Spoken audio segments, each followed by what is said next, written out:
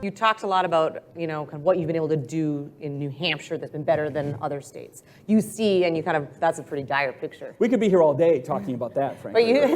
But you paint a very dire picture about inflation and the future potentially. What are you doing now to hopefully safeguard this state from what will probably be a pretty tough time? So a couple things. So look, inflation is a national issue. I can't go control the Fed and all that. I would like to. You give me 5 minutes with those guys, I'll fix everything. But a couple of things. Small businesses, right? That's what we're like here talking about. Governor. There you go. Well, look, governors get stuff done, right? Congress, what do they do? I mean, and I'm being very serious about this. I say it in a very glib way, but I'm very serious. I can do more as governor in a day than Congress will literally do in a month. And that's a fact, because I can talk to someone in a very real way. We can adjust what we're doing on mental health. We can adjust what we're doing with the opioid response. We can adjust what we're doing in the North Country very quickly and nimbly, and that's what we create here.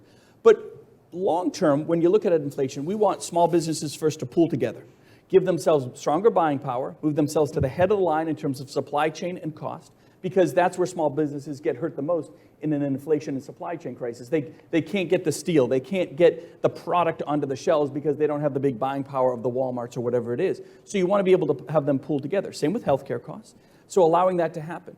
In taking some of this ARPA money or the surplus, right? We've balanced our budget really well. I got $400 million surplus. I'm taking a big chunk of that and offsetting energy costs for individuals, because as you put gas in your tank, that's been doubled. Turning on a light switch, that's going to double. Everything runs on that baseload generation. So we're reinvesting, again, not in an inflationary way, but just cutting those costs for individuals that need it the most. And again, we just announced a $100 million plan.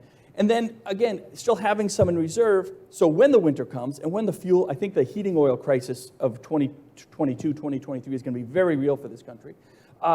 When that comes, we still have something in reserve, again, to offset those costs, not just for residential ratepayers, maybe for commercial businesses as well. And the final thing is, in a place like New Hampshire, where you have small businesses and small cities and rural areas, you can't just focus on the southern tier here. You got to focus in rural areas. I was up in Berlin yesterday signing bills. I was up in Whitefield yesterday talking to individuals and meeting with businesses. So you got to make sure the rural areas are getting as much attention as anywhere else. And I think that's one area where you don't want to create a system of the haves and the have-nots in terms of infrastructure, federal spending. You got to make sure it's truly spread out all across your system.